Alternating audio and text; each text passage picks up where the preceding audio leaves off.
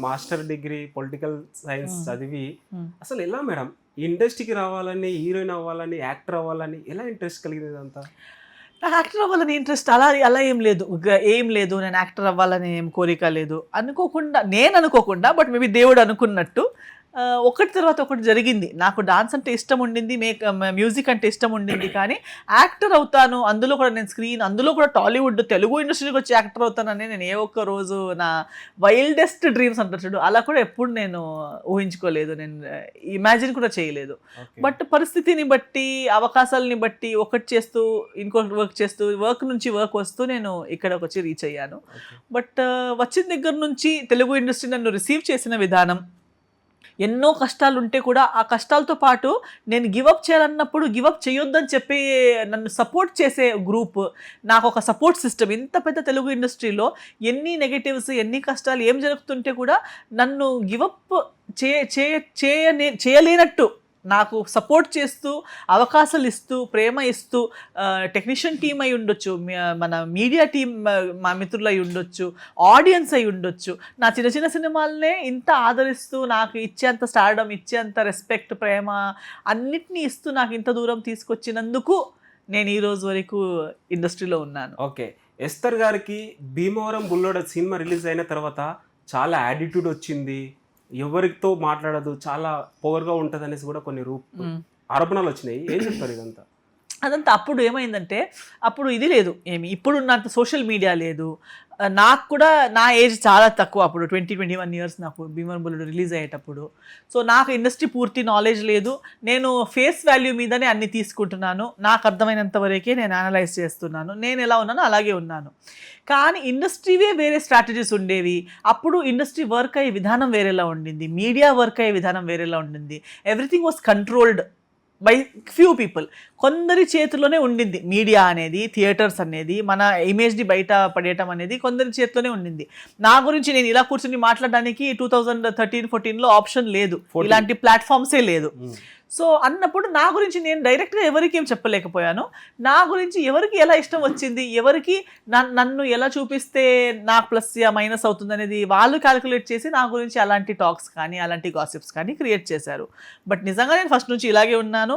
అలా ఉన్నాను కాబట్టి ఎవరెన్ని మాట్లాడినా నాకు ఫరక్ పడకుండా, అక్కడిక్కడ కొన్ని డ్రాబ్యాక్స్ అయి ఉండొచ్చు, కానీ ఓవరాల్గా నాకేం పెద్ద డిఫరెన్స్ అవ్వకుండా నేను లైఫ్లో ముందు రావడం ఎందుకంటే నిజంగా నా పరిచయం ఉండే వ్యక్తులు ఉండటం వల్ల. బట్ నేను లైఫ్లో ఎదగకూడదు, నేను వాళ్ళు చెప్పినట్టు నేను చేయట్లేదు, లేదా వాళ్ళకి కావాల్సినట్టు నేను లేను అనే కోపంలో కానీ, లేదా నాకు ఒక నేను ఒక లెసన్ నేర్పించాలి అని అయి ఉండొచ్చు. అలా చాలా రీజన్స్ వల్ల నా కెరియర్ని సాబోటాజ్ చేసి నేను కూడా అందరిలో ఒకరు అయిపోవాలి, అందరితో నేను కూడా కలిసిపోయి అందరిలో అయిపోవాలనే ఒక ప్రయత్నంతో ఇలాంటి కొన్ని గాసిప్స్ క్రియేట్ అప్పుడు అయ్యాయి. ఓకే. నిజంగా భీమవరం బుల్లోడ సినిమా చూసినంతసేపు అరే ఎక్కడి నుంచి తెచ్చారా హీరోని, మన ఇంట్లో ఒక మనిషిలాగా అనిపించింది. మంచి ట్రెడిషనల్ శారీ లుక్లో చాలా ప్రొఫెషనల్గా అనిపించినారు. తర్వాత ఏమైందో ఏమో ఎస్తర్ గారు బోల్డ్ క్యారెక్టర్స్లో కనిపించారు. అసలు ఎందుకు ఈ ట్రాక్ మార్చుకున్నారు? ఎస్పెషల్ మీకు తెలుసు 2-3 మూవీస్ చేశారు. సో అలాంటి క్యారెక్టర్స్ మీరు ఎంచుకోవడానికి రీజన్ ఏంటి మేడం? గ్రోత్ అండి, ప్రొఫెషనల్ గ్రోత్.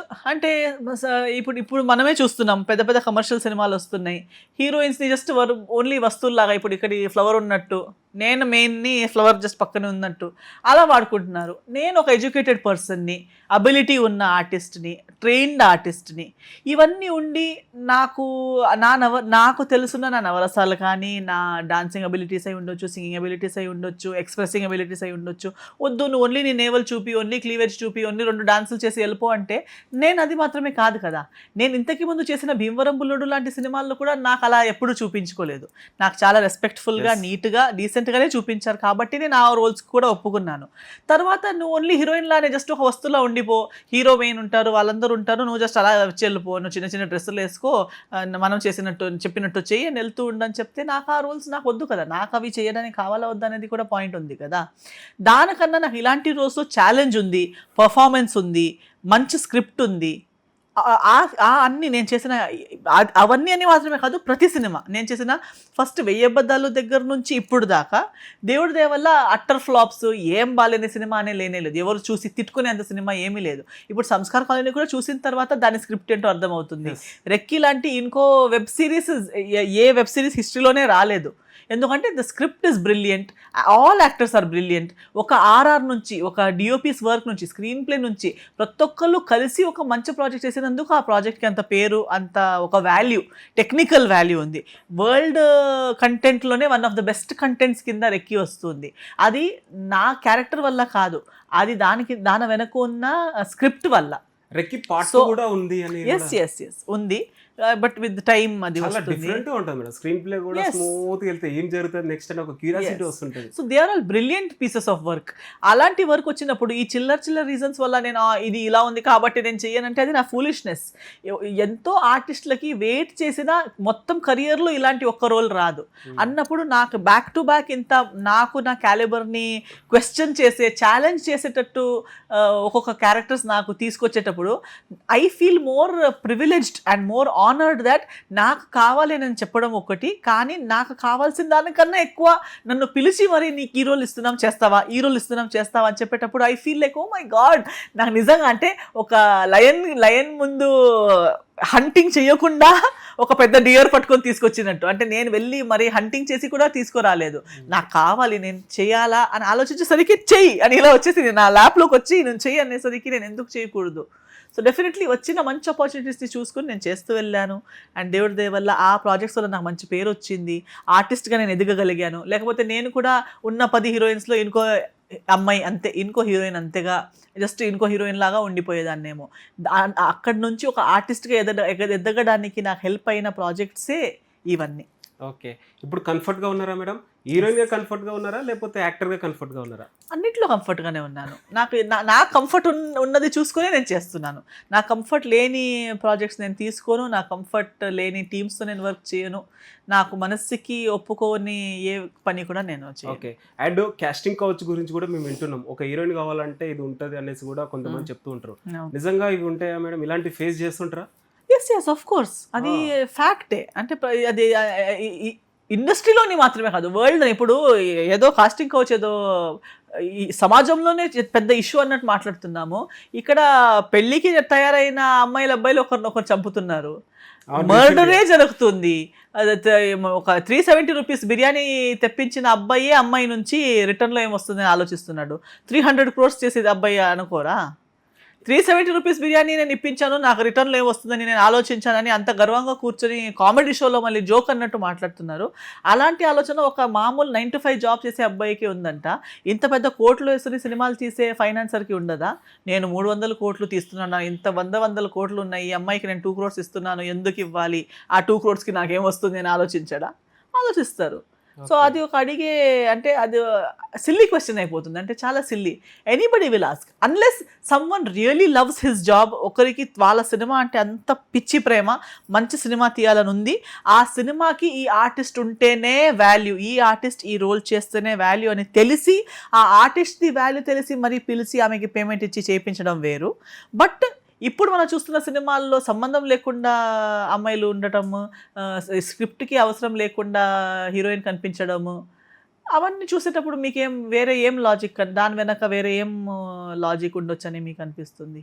ఓకే, అండ్ ఎవరు నిర్లక్ష్యం మేడం ఈ మధ్యకాలంలో? అమ్మాయి అబ్బాయిని చంపడం, అబ్బాయి అమ్మాయిని చంపడం గతంలో లేదు, కానీ ఇప్పుడే ఇది చాలా తెర మీదకి వస్తుంది. అంటే ఇప్పుడు న్యూస్ వస్తుంది, బాగా స్ప్రెడ్ అవుతుంది. ఎవరు నిర్లక్ష్యమై ఉండొచ్చు అంటారు ఇదంతా ఇట్లా జరగడానికి? సమాజం అండి, సొసైటీ. ఇప్పుడు మనము రాంగ్ థింగ్స్ మీద ఫోకస్ చేస్తూ వెళ్తున్నప్పుడు రైట్ థింగ్స్ కూడా రాంగ్ అయిపోతాయి.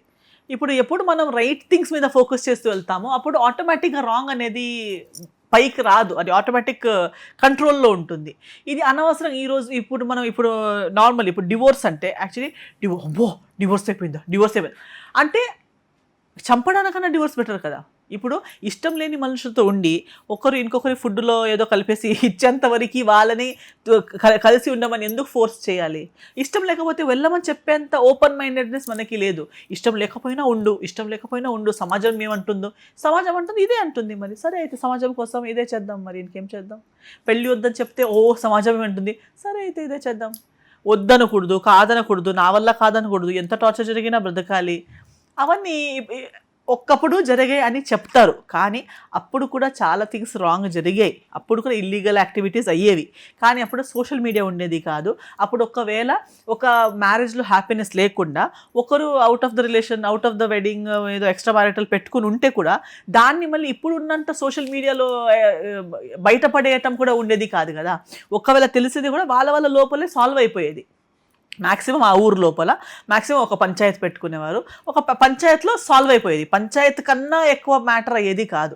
బట్ ఈరోజు అలా కాదు కదా. ఈరోజు పోలీస్ ఉంది, లా అండ్ ఆర్డర్ ఉంది, కోర్టు ఉంది, కచేరీ ఉంది, టీవీ ఛానల్స్ ఉన్నాయి, సోషల్ మీడియా ఉంది. ఇన్ని ఉన్నప్పుడు ఒక చిన్న మ్యాటర్ని అక్కడికే నొక్కి అక్కడికే కవర్ చేసేటట్టు లేదు అన్నప్పుడు ఒక చిన్న ఇష్యూ కూడా చాలా పెద్ద ఇష్యూ అయిపోతుంది. సో ఎప్పుడు సమాజం అట్లీస్ట్ ఇప్పుడు మీ ఓన్ పిల్లలు ఒకరిని ఒకరు చంపి 20 years అమ్మాయికి పెళ్ళి కాదని చెప్పడానికన్నా ఒకరిని చంపడం సింపుల్ అనిపించిందంటే మన సమాజం, మన ఫ్యామిలీ, మన అప్బ్రింగింగ్ ఎలాంటిది అనేది కూర్చొని ఒకసారి మనం రిఫ్లెక్ట్ అవ్వాల్సిన టైం ఇది. ఇప్పుడు కూడా అలా ఏం లేదు, అబ్బాయి అది ఏం కాదు, మన పాత రోజులే మంచివి, మన పాత రూల్సే మంచివి అని చెప్తూ వెళ్ళిపోతే ఇంకా ఘోరాలు జరుగుతాయి. ఇంకా అది నిజమైన కలియుగం ఏంటో అనేది మనం మన కళ్ళారా చూడాల్సి వస్తుంది. ఇప్పుడైనా మెలుకొచ్చి ఇప్పుడైనా మనం సర్దేసుకుంటే అట్లీస్ట్ ఈ ఘోరాలు ఇక్కడికి ఆగిపోయి ఇక్కడ నుంచైనా ఒక యూటర్న్ తీసుకొని మనం బెటర్ థింగ్స్ దగ్గరకు వెళ్ళొచ్చు. ఇంకా డినయల్లో ఉండి లేదు ఇదే కరెక్ట్, మనదే కరెక్ట్, ఇంకొకరి లైఫ్ గురించే గెలుకుతూ వేరే వాళ్ళు చెడ్డోళ్ళు, మనం మంచోళ్ళు, మన ఇంట్లో ఇలా జరగట్లేదు అని చెప్తూ మనం ఎంత కళ్ళు మూసుకొని బ్రతుకుతామో అది పిల్లి కళ్ళు మూసుకొని పాలు తాగినట్టు. నేను కళ్ళు మూసుకొని కాబట్టి నేను ఇంకొకరికి కనిపించట్లేదు అనేది జోక్. నేను ఎంత కళ్ళు మూసుకున్నా ఎంత కాదని చెప్పినా ట్రూత్ ఇస్ ట్రూత్ అనేది ఎంత తొందరగా మనం రియలైజ్ అవుతామో అంత అందరికీ మంచిది. నిజంగా అమ్మాయిలకి ఫ్రీడమ్ ఉందా మేడం? అమ్మాయిలకి మాత్రమే కాదండి, అబ్బాయిలు యాక్చువల్లీ ఇప్పుడున్న సమాజంలో ఎవరికి ఫ్రీడమే లేదు. ఇప్పుడు ఎల్జీబీటీ అని సినిమా తీసుకున్నాము, ఎల్జీబీటీ రైట్స్ గురించి నాకు యాక్చువల్లీ ఎల్జీబీటీ రైట్స్ గురించి మాట్లాడేటప్పుడు బాధ వేసింది. పాపం కదా, నేను అన్నట్టు టాయిలెట్సే లేవు వాళ్ళకి, అంత చిన్న ఏజ్లో వాళ్ళ జెండర్ తెలియగానే వాళ్ళ ఓన్ ఫ్యామిలీస్ వాళ్ళని బయటపడేస్తారు, మాకు వద్దంటారు, నువ్వు చచ్చిపోయినట్టు అంటారు. సో వాళ్ళు ఆ స్క్రాచ్ నుంచి లైఫ్ స్టార్ట్ చేయాలి. పోనీ ఒక మంచి ఎడ్యుకేషన్ తీసుకుంటానంటే ఏ స్కూల్ తీసుకుంటుంది వాళ్ళకి, పోనీ ఒక మంచి జాబ్ చేసుకుంటామంటే ఎవరు జాబ్ ఇస్తారు వాళ్ళకి. సో దేనికైనా నీ ఒక జెండర్ మీద ఎంత ఫోకస్ చేస్తున్నామంటే వాళ్ళకు కనీసం ఒక మనిషిలో బతకడానికి ఇవ్వట్లేదు కదా, అయ్యో అని నాకు అనిపించింది. సడన్గా నాకు గుర్తొచ్చింది, కానీ ఆ సేమ్ సిచ్యువేషన్ అమ్మాయిలకి కూడా ఉంది కదా. అమ్మాయిలు కూడా ఇంకా మనము మ్యారిటల్ రేప్ గురించి డిస్కస్ చేస్తున్నాము, కన్సెంట్ గురించి డిస్కస్ చేస్తున్నాము, అమ్మాయి కాదంటే కాదు, no means no, no means no అని ఇంకా డిస్కస్ చేస్తున్నాం. అంటే ఇప్పటికి ఒక అమ్మాయి నో అని చెప్తే ఆ నోని నో లాగా తీసుకోవడానికి చాలా కష్టంగా ఉంది ఈ సొసైటీలో. సో ఎవరు ఎక్కువ కష్టాల్లో ఉన్నారు, ఎల్జీబీటీ వాళ్ళ, ఫీమేల్సా అలా అని చెప్పి మేల్స్ కూడా కష్టపడుతున్నారు కదా. ఎంతో మేలు. మొన్న ఒక మదర్, ఒక అబ్బాయి మదర్ వైఫ్ దౌర్జన్యం గురించి బయటకు వచ్చి చాలా డిస్కస్ చేసింది, నార్త్లో జరిగిన ఒక ఇది. సో షీజ్ లైక్ నా సన్ సూసైడ్ చేసుకున్నాడు ఎందుకంటే వైఫ్ ఇచ్చిన టార్చర్ని వల్ల. సో వైఫ్ నన్ను టార్చర్ చేస్తుంది అని చెప్పడం కూడా ఒక హస్బెండ్కి డిగ్రేడింగ్ గా ఉంది. రీసెంట్ గా పూణేలో కూడా ఒక ఇన్సిడెంట్ జరిగింది. ప్రీ వెడ్డింగ్ షూట్ అని పిలిచి ఫ్లోర్ నుంచి దొబ్బేశారు ఒక అబ్బాయిని. అదే కదా. అండ్ ఇది కూడా ఈ ఫియర్ కూడా, అంటే బయట పెళ్ళి అయిపోయాక కూడా దౌర్జన్యం ఓన్లీ అమ్మాయిలకి జరుగుతుందని కూడా కాదు, అబ్బాయిలకి కూడా జరుగుతుంది. అబ్బాయిలు కూడా చాలా టార్చర్ పడుతున్నారు ఒక మ్యారేజ్లో. మళ్ళీ ఆ ఇబ్బందిని బయట చెప్పలేక ఇప్పుడు నా వైఫ్ నన్ను కొడుతుంది అని ఎలా ఏ నోరుతో చెప్పాలంటే మన ఇండియాలో ఉన్న సెటప్లో హస్బెండ్ వైఫ్కి కొడుతుందని చెప్తే యాక్సెప్టెడ్, అది కూడా equally bad but still accepted. Okay husband కొడితే హస్బెండ్ కొడతాడులే, తాగాక కొడతాడు, ఏదో పర్లేదు, అబ్బాయి కదా, అబ్బాయిలు అంతే, ఏదో ఒకటి ఆన్సర్ ఉంది వాళ్ళ దగ్గర. బట్ అలాంటి సమాజంలో వైఫ్ నాకు కొడుతుంది అని ఏ నోరుతో చెప్పాలి అబ్బాయి? కానీ కొట్టే అమ్మాయిలు ఉన్నారు కదా. ఎవరికి ఉంది ఫ్రీడమ్? మంచి అబ్బాయిలకి మంచి వైఫ్ దొరకకపోతే అబ్బాయి ఫ్రీడమ్ పోయినట్టే, మంచి అమ్మాయికి మంచి హస్బెండ్ దొరకకపోతే అమ్మాయి ఫ్రీడమ్ పోయినట్టే. ఇద్దరికి ఎవరు దొరకకుండా ఆ సమాజం ప్రెషర్ కింద బ్రతకడం కూడా ఫ్రీడమ్ పోయినట్టే. పెళ్ళి అయిపోయి టైంకి పిల్లలు పుట్టకపోయినా అదొక టార్చరే. సో ప్రతి స్టెప్లో ఒక టార్చర్ ఉంది, ప్రతి స్టెప్లో ఫ్రీడమ్ పోగొట్టుకుంటున్నాము. సో కానీ మనకు ఇదన్నిటికీ అండర్లైన్ ఏంటంటే ఫస్ట్ ఆఫ్ ఆల్ మన ఫ్రీడమ్ ఇంకొకరి చేతిలో లేనే లేదు, మన ఫ్రీడమ్ మన దగ్గర ఉండేది. కానీ ఈ సమాజం క్రియేట్ చేసిన ప్రెషర్స్ కింద అసలు మన లైఫ్ ఎవరి చేతిలో ఉందని మనకే తెలియట్లేదు. నా లైఫ్ నా చేతిలో ఉందా, నా పేరెంట్స్ చేతిలో ఉందా, నా మగుడు చేతిలో ఉందా, సమాజం చేతిలో ఉందా, అసలు సమాజం అంటే ఎవరు ఆ సమాజం అంటే దానికి ఫేస్ లేదు, దానికి నేమ్ లేదు, సమాజం సమాజం సమాజం ఎవరి సమాజం? ఎవరు ఒకరు కట్టినారా సమాజం? ఇప్పుడు ఎల్జిబిటీ కమ్యూనిటీ కూడా సమాజంలో ప్లేస్ లేదు. ఎవరన్నారు? ఎవరి నాన్న కట్టారు ఈ సమాజం? ఎవరొకరి నాన్న వచ్చి సమాజం అని కట్టారా? బిల్డింగ్ ఉందా దానికి? లేదు. కానీ ఎవరు డిసైడ్ చేశారు that transgender body is not body, transgender rights are not rights, transgender rape is not rape, transgender opinion is not an opinion? ఎవరు అన్నారు? వాళ్ళు కూడా మనుషులే. మా సినిమాలో డైలాగ్ ఉన్నట్టు వాళ్ళు కూడా ఎవరో ఒకరు పురిటి నొప్పే, వారు కూడా వాళ్ళ నాన్నగారు ప్రేమ బిడ్డే, వాళ్ళు కూడా మంచిగా బ్రతకాల్సిన ఆ హక్కు ఉన్న మనుషులే. వాళ్ళకు కూడా రక్తం ఉంది, వాళ్ళకు కూడా ఆకలి ఉంది, వాళ్ళకు కూడా బాధలు ఉన్నాయి, ఇమోషన్స్ ఉన్నాయి. మనకి లేని ఏ థింగ్ వాళ్ళలో లేదు. ప్రతిదీ మనకున్న ప్రతి థింగ్స్ వాళ్ళకు ఉన్నాయి. They deserve to have a family, they deserve to be loved, they deserve to have friends, they deserve to have a job, they deserve to have their own finances. వాళ్ళకు కూడా వాళ్ళ అన్ని ఒక హ్యూమన్గా మాకు కావాల్సిన ప్రతి ఒక్కటి వాళ్ళకి కావాలి. కానీ వాళ్ళకు వద్దని మిగతా వాళ్ళు డిసైడ్ చేసుకున్నారు. ఆ మిగతా వాళ్ళు ఎవరు? ఒక బంచ్ ఆఫ్ పీపుల్. ఆ బంచ్ ఆఫ్ పీపుల్కి తగిలిన ఈ కర్మ, తగిలిన శాపమే ఇప్పుడు ఇదంతా. మనం అనవసరంగా రీజన్ లేకుండా చెట్టులు కట్ చేస్తాము. ఆ చెట్టుకి నూరు లేదేమో, దాని లాంగ్వేజ్ మా లాంగ్వేజ్ కాదేమో, కానీ అవసరం లేకుండా ఒక ప్రాణాలు తీయటం, ఒక చెట్టుని కట్ చేయడం కూడా బ్యాడ్ కర్మనే. ఆ బ్యాడ్ కర్మ మాకు ఇంకెక్కడితో వచ్చి కొడుతుంది. అవే ఇవి. కోవిడ్ వచ్చినప్పుడు ఎందుకు కోవిడ్ వచ్చింది, అబ్బా ఎందుకు ఇలా అయిపోయింది, ఎంత అమాయకులు చచ్చిపోయారు. ఏం అమాయకులు? మీరు ఎప్పుడు ఎవరికి ఏమి నొప్పి ఇవ్వని, ఎవరికి ఇన్జస్టిస్ చేయని ఎవరైనా చచ్చిపోయారా? లేదు. ఈ కర్మ సైకిల్లో అందరూ ఎవరికి చెడగొట్టిన వాళ్ళే, ఎవరి లైఫ్ని చెడగొట్టిన వాళ్ళే. If not human beings then animals, if not animals then nature. ఏదో ఒక రకంగా మన చుట్టూన్న ఎవరికైనా మన ఇబ్బంది పెట్టే ఉంటాం కాబట్టి ఆ ఇబ్బంది మనకు తిరిగి మల్టిప్లై అయ్యి ఇలా రిటర్న్ వస్తుంది. సో మేడం, ఇంకోటి, లవర్స్ కానీ పెళ్ళైన భార్యాభర్తలు కానీ విడిపోకుండా ఉండడానికి తీసుకోవాల్సిన జాగ్రత్తలు అంటే ఏం చెప్తారు మేడం? రెస్పెక్ట్ ఇవ్వండి ఫస్ట్. నాలాగే ఇంకొకరిని ఆలోచించండి. మీకేం కావాలని మీరు ఆలోచిస్తారో ఫస్ట్ అది ఇంకొకరికి ఇచ్చి చూడండి. గాంధీజీ చెప్పినట్టు be the change you want to see. Jesus చెప్పినట్టు love your neighbour as you love yourself. నాకు కావాలి, నాకు మంచి మొగాడు కావాలి, నాకు ఫ్రీడమ్ ఇవ్వాలి, నా బాగా చూసుకోవాలి, ఇంటర్ఫియర్ అవ్వకూడదు, నాకు రెస్పెక్ట్ ఇవ్వాలి, అది ఇది అంతా అవన్నీ ఫస్ట్ నేను వాడికి ఇవ్వాలి కదా. ఎక్కువ తీసుకున్నా కూడా అనుమానిస్తున్నారు కదా మేడం లేడీస్ ఎక్కువ. అలా అది ఏమంటారు, సూపర్ఫిషియల్గా చూస్తే అలా కనిపిస్తుంది, బట్ అలా కాదు, అందులో లోపాలు ఉంటాయి. ఇప్పుడు ఆ కేరింగ్ ఎక్కువ అనేది ఎలా? లవ్ లాంగ్వేజ్ అందరిది సేమ్ ఉండదు. ఇప్పుడు కేరింగ్ అంటే నాకు 10 times కాల్ చేయడం అంటే కేరింగ్ అనిపించవచ్చు, కానీ మీకు అది ఇరిటేటింగ్ అనిపించవచ్చు కదా. నేను కేర్ కాబట్టి నీకు 10 times కాల్ చేశాను. నాకు కావాల్సినట్టు నేను మీతో ఉండటం కాదు, మీకు కావాల్సినట్టు నేను మీతో ఉండటం. అది కావాలైతే ఏముండాలి? అండర్స్టాండింగ్ అండ్ రెస్పెక్ట్ ఉండాలి. మీ స్పేస్కి నేను రెస్పెక్ట్ చేయాలి. నాకు కాల్ చేయడం ఇష్టమే కానీ ఆమెకి కాలింగ్ అంటే ఇరిటేషన్. సో ఇలా చేద్దాం, మార్నింగ్ ఒక ఈవినింగ్ ఒక కాల్ చేస్తాను, మధ్యలో ఒక మెసేజ్ చేస్తాను. Okay, give her space. నిజంగా ఆమెకి నీతో లాయల్గా ఉండాలని ఉంటే నువ్వు కాల్ చేయకపోయినా నా లాయల్ ఉంటుంది. అండ్ మోసం చేయాలని ఉంటే నువ్వు ప్రతి నిమిషం కాల్ చేస్తున్నా ఆ కాల్స్ ఆన్సర్ చేస్తూ కూడా మోసం చేస్తుంది. సో మనం కాల్ చేయడం వల్ల లేదా కాల్ చేయకపోవడం వల్ల లేదా మనం చేసిన ఎక్స్టర్నల్ గిఫ్ట్స్ అవన్నిటి వల్ల ఒక మనిషి లాయల్ డిస్లాయల్ ఉండటం కాదు, ప్రేమించకపోవడం కాదు. అది those are not the measures of keeping or losing a relationship begins first of all. ఒక రిలేషన్షిప్ ఏ బేసిస్ మీద స్టార్ట్ అయిందనే దాని మీద అన్నీ ఆధారపడి ఉంది. Why have you started the relationship? ఎంతో అబ్బాయిల్ని ఎంచుకోవడమే ఎందుకంటే వాళ్ళ ప్యాకేజ్ బాగుంది, మంచి డబ్బులు సంపాదిస్తాడు, మంచి జాబ్ ఉంది, ఒక్కడే కొడుకు, లేదా ఇన్లాస్ లేరు, రిచ్ పువర్, ఇవన్నీ చేసుకుని, అంటే నేచర్ కాదు అవన్నీ కాదు, బాగా సంపాదిస్తే చాలు. సో వాళ్ళ రిక్వైర్మెంట్ ఏంటి? నాకు మంచి మంచి గిఫ్ట్స్ ఇస్తూ ఉండాలి. కానీ ఏ ఒక్కరిని అంటారు కదా, if maintaining a relationship is equal to expenditure, then think about it. అంటే నీకు ఒక రిలేషన్షిప్ పెట్టుకోవడానికి నీకు ఎక్స్పెండిచర్ చేస్తూనుంటేనే ఆ రిలేషన్షిప్ అయితే, ఏదో ఒకసారి నువ్వు ఒక గిఫ్ట్ ఇచ్చావు అది వేరు. బట్ ఒక రిలేషన్షిప్ పెట్టుకోవాలంటే నువ్వు ఖర్చులు చేస్తూ ఉండాలంటే, ఎక్స్పెన్సివ్ రిలేషన్షిప్ అయితే ఆలోచించాలి. ఎందుకు నేను ఒక 2 రోజులు ఖర్చు పెట్టకపోతే నా రిలేషన్షిప్ ఉండట్లేదు? అలార్మ్స్ ఉంటాయి, రిమైండర్స్ ఉంటాయి. మనం అప్పుడు పిచ్చి ప్రేమలు ఉన్నప్పుడు ఆ డిఫరెన్సెస్ మనకి కనిపించిన మనం దాన్ని చూడము. నిజంగా అమ్మాయిలలో అడ్జస్ట్మెంట్ అనేది ఉంటుందా మేడం? ఆఫ్ కోర్స్ ఉంటుంది, వై నాట్?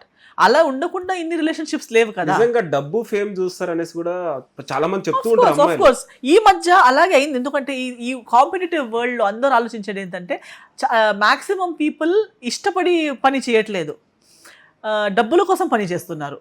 సో వాళ్ళకి ఏ ఒక్కరు చాలా డబ్బులు ఉన్నవాడు ఉంటే నేను పని చేయాలని లేదు కదా, నేను రిలాక్స్గా ఉండొచ్చు కదా, ఇది డైలీ ఇల్లు కూడా చూసుకోవాలి, వర్క్ కూడా చూసుకోవాలి, పిల్లల్ని కూడా చూసుకోవాలి, అన్నీ నేనే చేసుకోవాలంటే ఒక రిచ్ అబ్బాయి దొరికాడు అనుకో, పని చేయాలి, పని మానే అంటాడు, సో నేను ఫ్రీ అయిపోతాను కదా అనే థాట్ వాళ్ళది. అబ్బాయిలు కూడా చాలా మంది ఎలా ఉంటారంటే వాళ్ళు కూడా వాళ్ళ కంఫర్ట్ని బట్టి వైఫ్ చూసుకుంటారు. అన్ని పనులు వచ్చే అమ్మాయి ఉండాలి, నేను అప్పుడు ఫ్రీగా ఓన్లీ నా వర్క్ చేసి రావచ్చు, ఇల్లు మొత్తం ఆమె చూసుకుంటుంది. సో ఎక్కడ మిస్టేక్ అయిపోతుందంటే మన దగ్గర లేని విషయాలు ఇంకొకరిని వెతుకుతాము.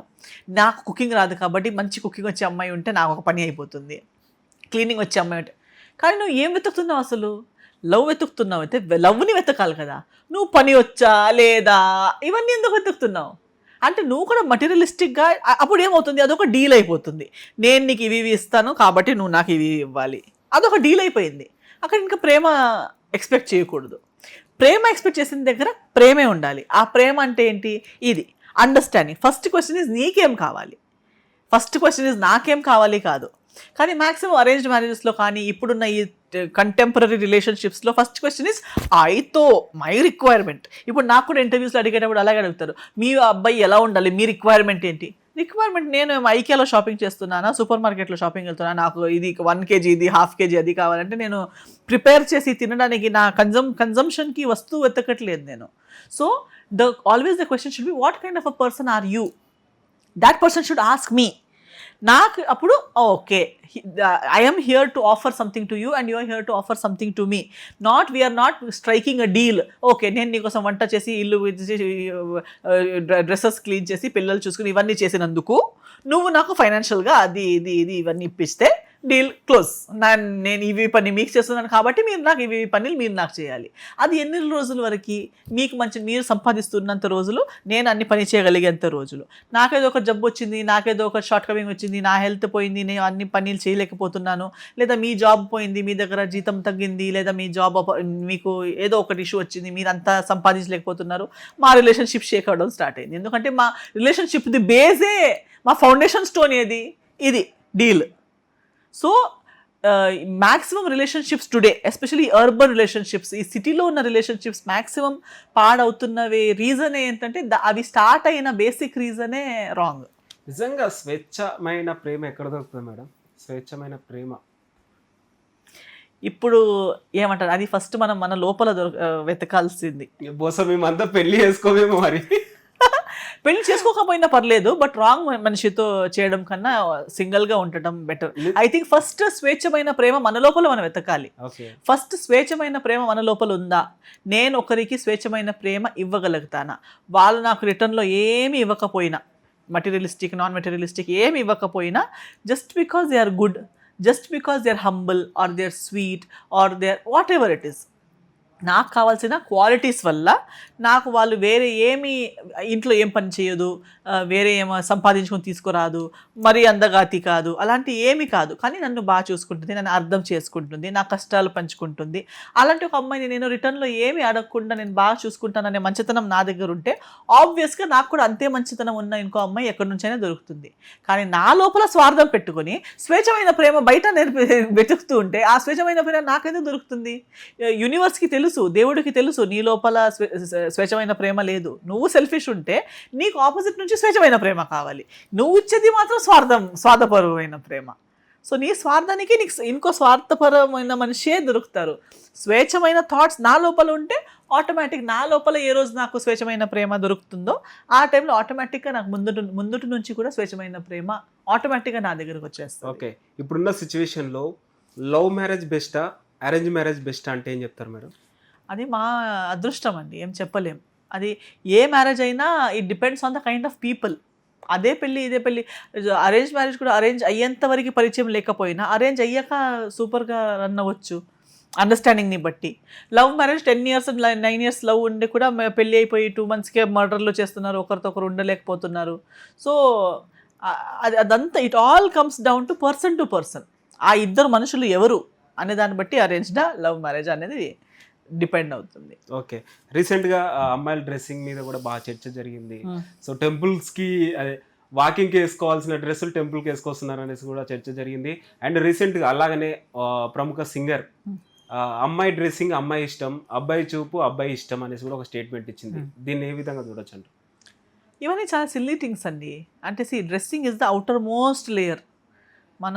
మన హ్యూమన్ ఎక్కడి నుంచి స్టార్ట్ అవుతాడు? లోపల ఉన్న ఒక చిన్న అణు నుంచి స్టార్ట్ అవుతాడు, యాటమ్ నుంచి స్టార్ట్ అవుతాడు.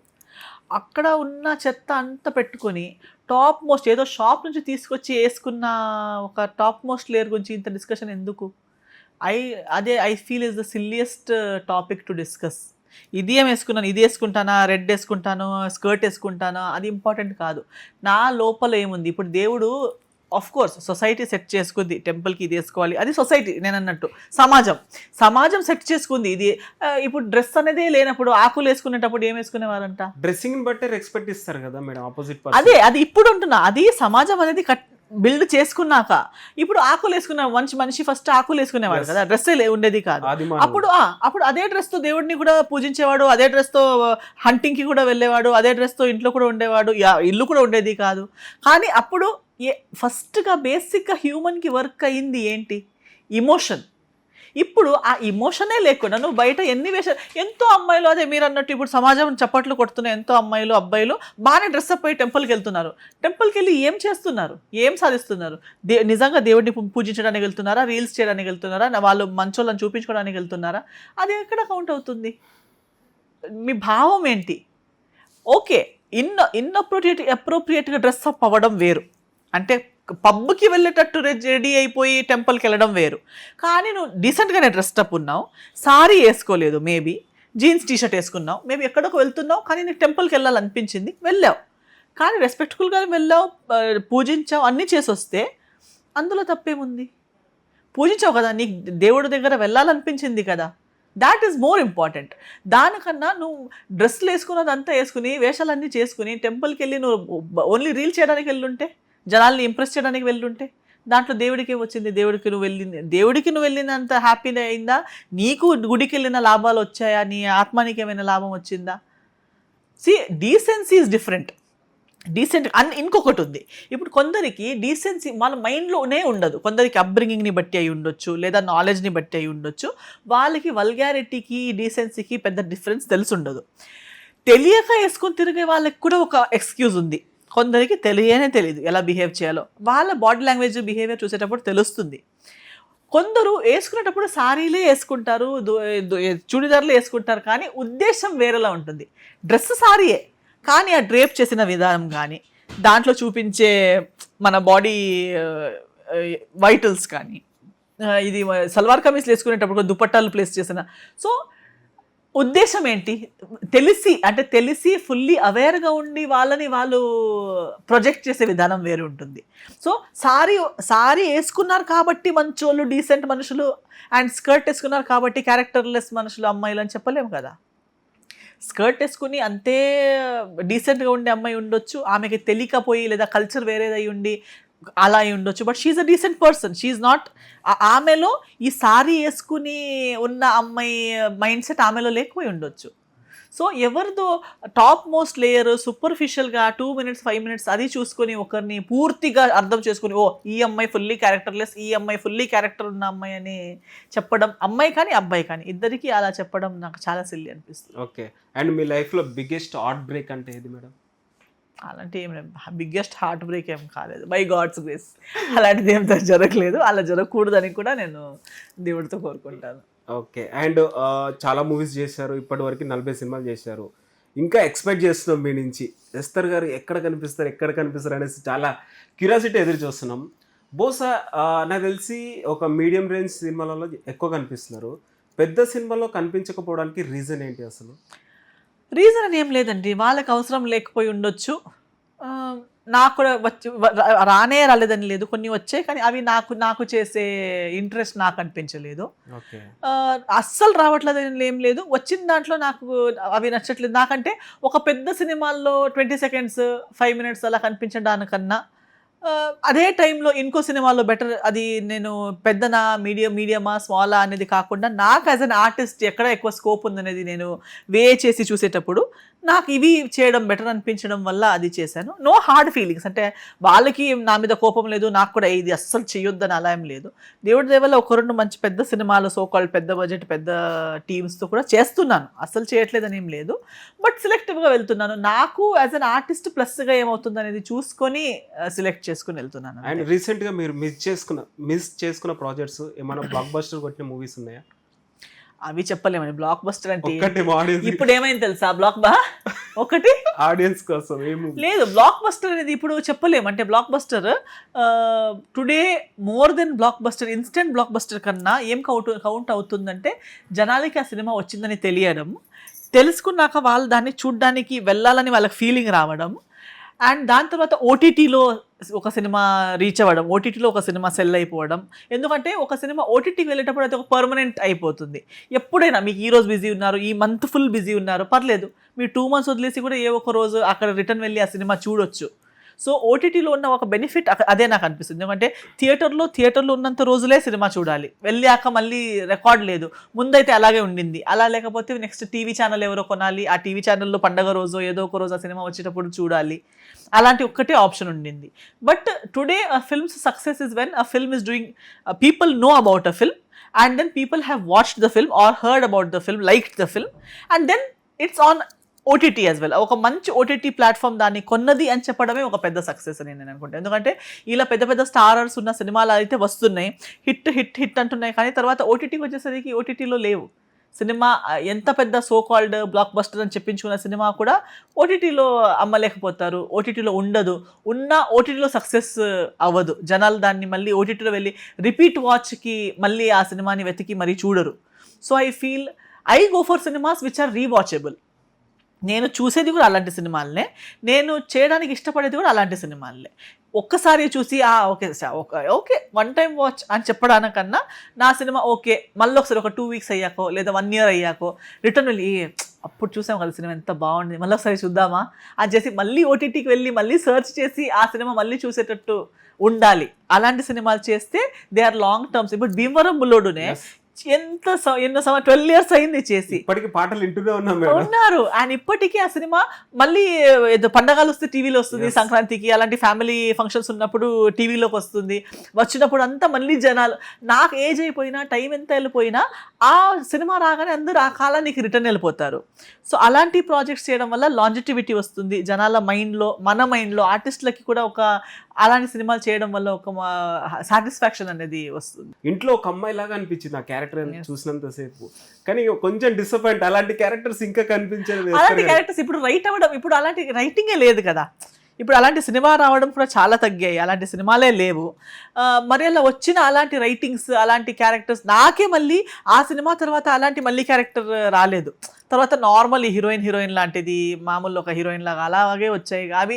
అందుకే నాకు ఇలాంటి సినిమాలు చేయడం వల్ల మరీ అలాంటి సినిమాలు చేయడానికి నాకు కూడా ఇష్టం రాలేదు. చేస్తే దానికన్నా బెటర్ లేదా టోటలీ డిఫరెంట్ ఏదో ఒకటి చేయాలి, కానీ దాంట్లో ప్రమోషన్ అయిన వాళ్ళు మళ్ళీ డిమోట్ అవ్వడానికి ఇష్టపడరు కదా. ఎందుకు ఇంత మంచి చేస్తే దానికన్నా బెటర్ చేయాలి, లేదా అలాగే దాన్ని వదిలేసి వేరే ఏదో చేయాలి అంతే. ఓకే. అండ్ సునీల్ గారు కూడా చాలా డేస్ కామెడీగా చేసి ఆ సినిమాతో హీరోగా చేశాడు.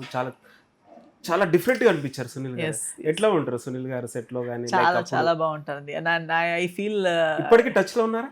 ఎస్ మరీ అంతా లేదు, ఎందుకు because he's busy with his work and all. But definitely టచ్లో వచ్చినప్పుడు అంతా, మాట్లాడినప్పుడు అంతా అదే ప్రేమ అభిమానం అలాగే ఉంది అనుబంధం. అండ్ ఐఎమ్ ఫార్చునేట్, అంటే నేను ఇండస్ట్రీ ఏంటో తెలియలేనప్పుడు, నాకు కరెక్ట్గా ఏమని తెలియ కూడా లేదన్నప్పుడు మంచి టీమ్స్తో, మంచి ఆర్టిస్ట్తో, మంచి టెక్నీషియన్స్తో వర్క్ చేయడం, నాకు అలాంటి ఆపర్చునిటీ రావడం I think is a great blessing. ఇప్పుడేమో తెలిసి ఉండి నేను సెలెక్ట్ చేసుకుంటున్నాను, నా వద్దు అంటున్నానని నేను స్టైల్గా చెప్తున్నాను, కానీ ఒక్కప్పుడు అది ఎస్ ఆర్ నో చెప్పడానికి కూడా నాకు తెలియదు. వచ్చిన దాంట్లో వచ్చిన సినిమా ఏమీ నాలెడ్జ్ లేకుండా చేశాను, కానీ అలా గుడ్డిగా చేసిన సినిమాలు కూడా ఇంత మంచోళ్ళతో చేయడం జరిగింది అనేది is God's grace. Okay. And మీరు చాలా క్యారెక్టర్స్ చేశారు, ఏ క్యారెక్టర్ ఛాలెంజింగ్గా అనిపించింది మీకు? ఇప్పుడు దాకా అలాంటి పెద్ద ఛాలెంజింగ్ అని అనిపించలేదు. కొంచెం I think Sanskar Colony and Recce, ఈ 2 క్యారెక్టర్స్ చేసేటప్పుడు నాకు భయం అయితే వేసింది. ఎందుకంటే నేను ఎప్పుడు అలాంటి రోల్స్ తీసుకోలేదు, నా భయాలు నాకు ఉండేవి, నాకు డౌట్స్ ఉండేవి. సో అవి నేను కొంచెం భయపడ్డాను. బట్ మళ్ళీ చేసేటప్పుడు ఛాలెంజింగ్ అనిపించలేదు, బట్ లోపల కొంచెం భయం అనేది ఉండింది. కాకపోతే దాని తర్వాత ముందు ఎప్పుడు అలాంటి ఛాలెంజింగ్ అనేది ఫీల్ అవ్వలేదు. అండ్ చాలామంది ఇండస్ట్రీకి రావాలని చాలామందికి డ్రీమ్ ఉంటుంది, మోడల్గా కావచ్చు, యాక్టర్గా కావచ్చు, హీరోయిన్గా కావచ్చు. కొత్తగా వచ్చే వాళ్ళకి మీరు ఏమైనా మెసేజ్ చెప్పాలంటే ఏం చెప్తారు మేడం? రండి, యాక్చువల్లీ రావాలి, మంచి మంచి యాక్టర్స్ ఇండస్ట్రీకి రావాలి. ఈ మధ్య కాలంలో అలాంటి యంగ్ వస్తున్నారు, కానీ వచ్చి ఎక్కువ లాంగ్ టర్మ్ ఉండటం ఇంకో ఛాలెంజ్ ఉంది. అంటే రావడం ఒకటి, వచ్చి ఒక్క సినిమా చేయడం కూడా పర్లేదు, ఆ ఒక్క సినిమాలో పేరు కూడా వచ్చేస్తుంది. బట్ వాట్ నెక్స్ట్ అనేది చాలా ఒక పెద్ద క్రైసిస్ అయిపోతుంది, సస్టైన్ అవ్వడం ఒక పెద్ద క్రైసిస్ అయిపోతుంది. సో ఆ ఒక్కటి ఐ థింక్ ఆర్టిస్ట్ ఎప్పుడూ వర్క్ చేయాలి. నేను యాక్టింగ్ ఇన్స్టిట్యూట్లో ఉన్నప్పుడు కూడా చెప్పింది అదే. అండ్ నాకు ఇప్పుడు ప్రాక్టికల్గా చూసేటప్పుడు కూడా ఐ కెన్ సీ దాట్ వచ్చి 1-2 అవకాశాలు ఎలాగైనా బ్రతిమలాడినా, వాళ్ళ వీళ్ళతో అడిగినా, కష్టపడినా, ఏదో ఒకటి చేసి 1-2 ప్రాజెక్ట్స్ ఎలాగైనా వస్తాయి. కానీ ఆ 1-2 ప్రాజెక్ట్స్ తర్వాత ఏంటి అనేది becomes a bigger question. So work towards survival, work towards sustenance. మీరు 1-2 హిట్స్ ఇవ్వడం కాదు, ఆ 1-2 హిట్స్ తర్వాత కూడా ఒక ఇండస్ట్రీలో ఉండిపోవడం అండ్ ఆ ఇండస్ట్రీలో సర్వైవ్ అవుతూ ముందుకెళ్ళిపోవడం ఇస్ చాలా ఇంపార్టెంట్. సో మీ మీద మీరు వర్క్ చేస్తూ ఉండండి. సక్సెసే వచ్చిన అబ్బా అమ్మాయి నా అయిపోయింది ఇంకా నేను సెట్ అని అనుకోవడం కన్నా, లేదు నేను ఇంకా చాలా చేయాలి అనేది రియలైజ్ చేసి గ్రో అవుతూ ఉండాలి. కొత్త కొత్త థింగ్స్ ట్రై చేస్తూ ఉండాలి. యంగ్ ఫిల్మ్ మేకర్స్ కూడా ఏదో పాత బ్రాకెట్స్నే, పాత రూటీన్ సబ్జెక్ట్స్నే చేయట్లేదు, కానీ ఇంకా అవాయిడ్ చేయండి. ఇంకా కొత్త కొత్తగా చేసేది చాలా ఉంది, రాసేది చాలా ఉంది, ట్రై చేసేది చాలా ఉంది. సో కొత్త కొత్త సబ్జెక్ట్స్ ట్రై చేయడం కానీ, సోషలాజికల్ కానీ, సైకలాజికల్ కానీ, పొలిటికల్ కానీ ఎక్స్ప్లోర్ చేయడానికి. ఇప్పుడు అందరూ ఇండస్ట్రీ ఎలా అంటే, క్రిమినల్ అన్నారా అందరూ crime crime crime crime crime, ఇంకే పొలిటికల్ అన్నారా పొలిటికల్, హారర్ అన్నారా హారర్. సో ఎవరో ఒకరు చేస్తున్నారని అందరూ గుంపులాగా దాని ఒకటే టాపిక్ వెనక పడటం కన్నా వెరైటీగా ఆలోచించడం, వెరైటీగా ఛాలెంజింగ్గా వేరే వేరే సబ్జెక్ట్స్ని ఎంచుకోవడం, ఇలా చేయడం వల్ల ఇండస్ట్రీకి కూడా చాలా ప్లస్ అవుతుంది, ఆడియన్స్కి కూడా చూడడానికి చాలా కొత్త కొత్త థింగ్స్ ఒక ప్లాటర్ దొరుకుతుంది. అండ్ చేసే వాళ్ళకు కూడా ఒక హెల్దీ కాంపిటీషన్ క్రియేట్ అవుతుంది. సో కొత్త మేకర్స్, కొత్త ఆర్టిస్ట్ అందరికీ నేను చెప్పేది ఇదే, keep trying new things. Okay. And త్వరలో ఒక రియాలిటీ షో రాబోతుంది, Bigg Boss season 10. So maybe ఏమన్నా వెళ్ళే ఛాన్స్ ఉందా మేడం? వెళ్ళేది కాదు, చూసేది కూడా లేదు. I don't watch. నేను బిగ్ బాస్ ఫాలో కూడా అవ్వను, చూడడం కూడా లేదు. ఎప్పుడు నేను స్కూల్లో ఉన్నప్పుడు హిందీ బిగ్ బాస్ స్టార్ట్ అయింది. అప్పుడు కూడా నా క్లాస్మేట్స్ అందరూ బిగ్ బాస్ స్కూల్ అవ్వగానే నేను ఇంటికి వెళ్ళి స్నానం చేసి తొందరగా హోంవర్క్ చేసి బిగ్ బాస్ చూస్తాను అనేవాళ్ళు. నేను ఆ టైంలో కూడా నాకు ఆ కాన్సెప్ట్ అర్థం కాలేదు. ఈ టైం వరకు కూడా నాకు ఆ కాన్సెప్ట్ ఎంటర్టైన్మెంట్లో ఇంకొకరి లైఫ్లో నాకు పర్సనల్గా ఎప్పుడూ ఇంట్రెస్ట్ ఉండదు. సో నాకు అది ఇంకొకరి లైఫ్ లోపల వెళ్ళడము, వాళ్ళేంటి వీళ్ళేంటి వాళ్ళ వీళ్ళ గురించి థింక్ చేస్తూ, వాళ్ళ గురించి అనలైజ్ చేస్తూ, అవన్నీ నేను చూడడానికి కూడా నా వల్ల కాదు, చేయడానికి కూడా నా వల్ల కాదు. త్వరలో SSMB 29 మూవీలో ఎస్తర్ గారు కనిపించే ఛాన్స్ ఉందా? నా డ్రీమ్. అయ్యో నాకే లేని డ్రీమ్ మీకెందుకు? అంటే మేము కూడా ఎక్స్పెక్ట్ చేస్తాం కదా మేడం. లేదు, నాకైతే అలాంటిది ఏం డ్రీమ్ లేదు, ఐడియా లేదు ప్రస్తుతం. ఇప్పుడు దాకా అయితే అది లేదు. బట్ అదర్ దెన్ దాట్ చాలా మంచి ఇంట్రెస్టింగ్ సబ్జెక్ట్స్ ప్రాజెక్ట్స్ చేస్తున్నాను. తెలుగులో అండ్ కన్నడలో మంచి ప్రాజెక్ట్స్ చేస్తున్నాను. అండ్ తెలుగులో కూడా మీరు అన్నట్టు పెద్ద బ్యానర్ అది ఇది అంటున్నారు కాబట్టి అవి కూడా అలాంటివి కూడా, అంటే జనాలకి క్వశ్చన్స్ ఉండి ఎందుకు చేయట్లేదు మేడం అని చెప్పిన అలాంటి క్వశ్చన్స్కి కూడా ఆన్సర్ అన్నట్టుగా మంచి projects, so called big projects, so called average projects, so called new కమ్మర్స్తో ప్రాజెక్ట్స్ అన్నీ కలిపి బై గాడ్స్ గ్రేస్ ఒక మంచి లైనప్ అయితే ఉంది. నిజంగా యాక్టర్ కానీ హీరోయిన్ కానీ అవ్వాలంటే ఉండాల్సిన క్వాలిటీస్ అంటే ఏం చెప్తారు మేడం? యాక్టింగ్ అండి, మెయిన్ యాక్టింగ్ అంటే మన పని కూడా చూస్తారని చెప్తారు కదా మేడం. అవసరం లేదండి, యాక్చువల్లీ లేదు. అంటే స్ట్రక్చర్ చూడాలని ఉంటే మోడలింగ్కి వెళ్ళాలి, అక్కడ స్ట్రక్చర్ కౌంట్ అవుతుంది. యాక్టర్కి మెయిన్ నటన అంటే నటుడికి బాడీ ఎక్కడ వస్తుంది? యాక్చువల్లీ ఇంత నటన అంటే ఇంత, తర్వాత అది పూర్తి చేసుకోవడానికి చేతులు కాలు మూవ్ అవ్వడానికి, రావడం వెళ్ళడానికి బాడీ కావాలంతే. కానీ మెయిన్ ఇమోషన్స్, సో ఇమోషన్స్ని కన్వే చేయగలిగే ఒక మనిషిని నటుడు అని పిలుస్తారు.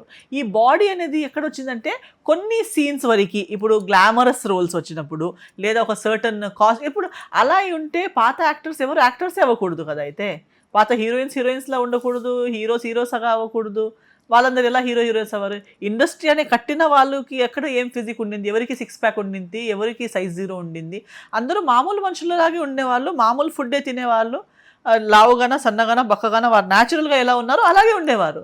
వాళ్ళ బాడీ ఎలా ఉండి దాన్ని బట్టి వాళ్ళ కెరియర్ ఎప్పుడు షేపప్ కాలేదు. ఎప్పుడు ఈ అవసరాలు మారిపోయి ఇండస్ట్రీ కరప్ట్ అవ్వడం స్టార్ట్ అయిందో అప్పటి నుంచి ఫోకస్ మొత్తం ఫేస్ నుంచి వెళ్ళిపోయి బాడీ మీదకి వచ్చేసింది. ఫేస్లో ఆఫర్ చేయడానికి ఏమీ లేనప్పుడు ఎక్కడో ఒక చోట ఏదో వేరే ఏదో చూపించి టైంపాస్ చేద్దాం అన్నప్పుడు బాడీ, చేతులు, కాళ్ళు, నేవలు, క్లీవేజ్ అని స్టార్ట్ అయింది. బట్ యాక్చువల్లీ నేవల్ క్లీవేజ్ చూపించని టైంలో ఎవరికి బాడీ కావాల్సింది? బాలీవుడ్ సినిమాల్లో కూడా ఇంతవరకు ఫుల్ స్లీవ్స్ వేసుకుని సినిమా చేసేవారు. మధుబాల గారు కానీ, మీనా కుమారి గారు కానీ ఎవరు బాడీ చూపించారు? ఎవరు స్లిమ్గా ఉన్నారు? Never it was counted. ఎప్పుడు ఇక్కడ ఎబిలిటీ తగ్గుతుందో, ఇక్కడది ఎబిలిటీ మైనస్ అయినప్పుడు కెమెరా ఇంకా వెతుకుతుంది, ఇంకా వేరే ఏం చూపించవచ్చు, యాక్టింగ్ ఎలాగో లేదు, ఓకే పోన్లే హెయిర్ చూపిద్దాం, ఓకే పోన్లే నేవల్ చూపిద్దాం, ఓకే పోన్లే గాజులు చూపిద్దాం అని టైం పాస్ చేయడం స్టార్ట్ చేస్తారు. నిజంగా మేడం, చాలామంది యాక్టర్స్ చాలామంది ట్రై చేస్తుంటారు. కంటెంట్ సినిమాల కన్నా కమర్షియల్ సినిమాల పైన ఎక్కువ ఫోకస్ చేస్తున్నారు. ఈ రీసెంట్గా చూస్తున్నట్టయితే తెలుగు సినిమాలు కూడా పాన్ ఇండియా రేంజ్కి వెళ్తున్నాయి. చాలామంది యాక్టర్స్ టాలెంట్ వాళ్ళు కూడా ఉన్నారు. వాళ్ళకి ఆపర్చునిటీ రావట్లేదు అనేసి కూడా చాలామంది రేజ్ చేస్తున్నారు వాయిస్. సో నిజంగా ఇట్లా పాన్ ఇండియాకి వెళ్తున్న మన తెలుగు ఫిల్మ్ ఇండస్ట్రీ సంతోషపడాలన్నా బాధపడాలన్నా అర్థం అవ్వట్లేదు. మొత్తం కమర్షియల్గా అయిపోతుంది అనేసి కూడా చాలామంది చెప్పుకుంటున్నారు. ఏం చెప్తారు? ఎస్, నిజమే అని ఇది హై టైం మన తెలుగు ఇండస్ట్రీ కూడా. ఎందుకంటే మన దగ్గర ఉన్న టాలెంట్, మన దగ్గర ఉన్న టెక్నీషియన్స్, మన దగ్గర ఉన్న ఎక్విప్మెంట్స్, మన దగ్గర ఉన్న ఆడియన్స్, మెయిన్ తెలుగు ఇండస్ట్రీకే పెద్ద ఆస్తి తెలుగు ఆడియన్స్. ఎవ్వరంటారు ఏది ఫుడ్ లేకపోయినా, ఎన్ని బాధలున్నా, లాస్ట్ 10 రూపీస్ ఉన్నా ఆ 10 రూపీస్ నేను తినాలా సినిమా చూడాలంటే నేను సినిమా చూస్తాను అనే ఆడియన్స్ మన ఆడియన్స్. అలాంటి ఆడియన్స్ ఉండటం వల్ల ఇంత పెద్ద ఇండస్ట్రీ ఎదిగింది, ఇంత పెద్ద స్టార్స్ అయ్యారు. సో మన ప్రెషియస్ తెలుగు ఆడియన్స్ని మనం కంటిన్యూస్గా డిసప్పాయింట్మెంట్ చేస్తూ పోతున్నాం. ఎంతవరకు అంటే మన ఆంధ్ర తెలంగాణలో థియేటర్స్ ఖాళీ అవుతున్నాయి. థియేటర్స్కి ఎవరు అంటే మాకు థియేటర్స్కి వెళ్ళాలా అని ఫీల్ అయ్యేంత బాధ మన మేకర్స్, మన ఇండస్ట్రీ వాళ్ళకి ఇచ్చాం. ఇంత ప్రేమిస్తున్నాం మన ఆడియన్స్ని. సో డెఫినెట్లీ మా తెలుగు ఇండస్ట్రీ అయితే ఇప్పుడైనా కళ్ళు తెరుచుకొని మెల్కొచ్చి చూడాలి ఏం చేస్తున్నాం మనం అసలు, what is going on in our industry. Definitely we need to change the game, we need to work towards ability. నిజంగా ఎబిలిటీ ఉన్న ఎంతో మన ఆర్టిస్టులకి మనం ఆపర్చునిటీ అని కూడా చెప్పను, మనకి గుర్తించాలి. We should recognise them. వాళ్ళకి ఆపర్చునిటీ అవసరం లేదు, they are already very talented. But all they need is a recognition, all they need is a platform. ఆ ప్లాట్ఫామ్ ఎలాగో మీరు 100 కోట్లు 200 కోట్లు ఎక్కడెక్కడో ఖర్చు పెడుతున్నారు. ఎలాగో మీకు కూడా కావాల్సింది ఒక మంచి సినిమానే. ఆ మంచి సినిమా ఏదో మంచి ఆర్టిస్ట్ని తీసుకొని చేయొచ్చు కదా, నిజంగా డిజర్వింగ్ ఆర్టిస్ట్ని తీసుకొని చేయొచ్చు కదా. మీకు లాభాలు వస్తాయి, వాళ్ళకు లాభాలు అవుతాయి, ఇండస్ట్రీ కూడా లాభం అవుతుంది, ఆడియన్స్ కూడా హ్యాపీ అయిపోతుంది. మా పాత రోజుల కన్నా మంచి గోల్డెన్ డేస్ తెలుగు ఇండస్ట్రీకి వస్తాయి. ఎందుకు రావు? ఏదో చిన్న మనకన్నా చిన్న పాపులేషన్, మనకన్నా చిన్న బడ్జెట్స్ ఉన్న సినిమా ఇండస్ట్రీసే మనకన్నా ముందుకు వెళ్తున్నాయంటే మనం కొంచెం మన ఈగోలు మానేసి, ఈ షోకీలు మానేసి, కొంచెం అవును కదా ఇది చేస్తే బాగుంటుంది కదా అని రియలైజ్ చేసి తొందరగా చేస్తే డెఫినెట్లీ ఆ ఒక్క చేంజ్ వల్ల మన మొత్తం తెలుగు ఇండస్ట్రీ ఫేసే మారే 100% ఛాన్సెస్ ఉంది. నిజంగా మేడం, ఫైనల్ క్వశ్చన్, ఇండస్ట్రీలో సక్సెస్ రేట్ అనేది తక్కువ ఉంది అంటారు. నిజంగా అలా రావడానికి కారణం ఏంటి అసలు? Tollywood people, industry peoples. నిజంగా మేడం, చాలా మంది ఇండస్ట్రీలో డైరెక్టర్ అవ్వాలని, యాక్టర్ అవ్వాలని రకరకాల గోల్స్ పెట్టుకొని వస్తుంటారు. చాలా ప్రాబ్లమ్స్ ఫేస్ చేస్తున్నారు. నిజంగా ఎందుకు ఇట్లా తయారైందంటారు ఇండస్ట్రీ? ఆ నలుగురు చేతిలో ఉందని కొంతమంది చెప్తూ ఉంటారు, థియేటర్స్లో కానీ ప్రొడక్షన్లో కానీ. I think yes, makers I always feel డబ్బులు ఉన్న మనుషులు. ఇప్పుడు క్రియేటివ్ వాళ్ళ దగ్గర క్రియేటివిటీ ఉంది, కథ రాస్తున్నాడు, డైరెక్టర్ పని చేస్తున్నాడు, వాళ్ళందరూ మీరు అన్నట్టు అమాయకులు అండ్ కష్టపడే కేటగిరీ. వాళ్ళ దగ్గర లేని ఒకటే ఒక విషయం ఏంటంటే డబ్బు అనేది ఉంటే వాళ్ళకి క్రియేట్ చేసే కెపాసిటీ ఉంది.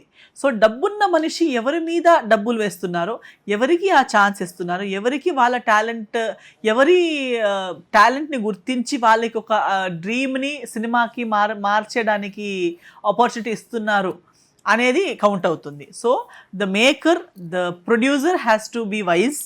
నా డబ్బులు నేను ఎక్కడ స్పెండ్ చేస్తున్నాను, ఆ డబ్బులు ఆబ్వియస్లీ మంచి డిసిజన్ చేస్తే యాజ్ అ రిజల్ట్ అతనికి కూడా 1కి 4 వస్తాయి. రెండు కూడా not even twice, they will make 4 times the money because of the audience.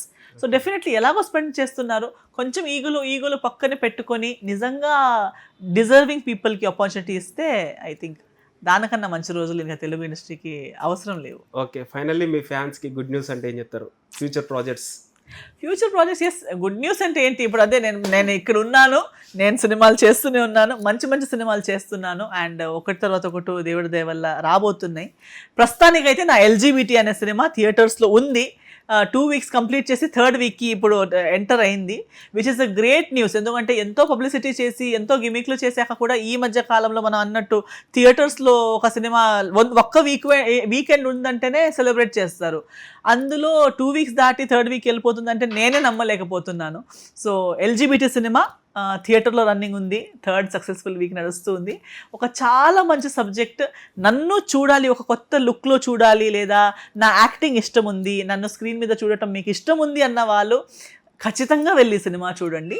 లేదు నా గురించి కాదన్న వాళ్ళు కూడా ఒక మంచి సినిమా చూడాలి, ఒక ఏమంటారు అవేకనింగ్ సినిమా, అంటే మీ మైండ్కి మీ హార్ట్కి ఒక ఏమంటారు ఒక questioning, not just this is not much of an entertaining, ఇందులో ఎంటర్టైన్మెంట్ అనేది లేదు, కానీ ఒక మంచి అవేర్నెస్, ఒక మంచి మెసేజ్, అండ్ ఒక నిజంగా ఎల్జీబీటీ కమ్యూనిటీకి అయితే ఒక చాలా ఎమోషనల్. ఎందుకంటే నేను ఈరోజు షో చూసి ఇక్కడ వచ్చాను, ఆ షో అయ్యాక ఎంతమంది వచ్చి చెప్పారు నేను ఏడ్చాను అంటే they're women, they're not LGBT community కాదు, అయినా ఒక మనిషిగా ఇంకొక మనిషి గురించి ఆలోచన వచ్చేటప్పుడు వచ్చే ఎంపతి ఉంది కదా, సింపతి కూడా కాదు, ఎంపతి, ఆ నొప్పి మనకి ఇమోషన్. అంటే సినిమా అంటే ఓన్లీ నవ్వులు, ఓన్లీ మంచి ఫీలింగ్స్ కాదు, ఒక్కొక్కసారి ఒక సాడ్ ఫీలింగ్ని పంచుకునేటప్పుడు కూడా కనెక్ట్ అయిపోతాం.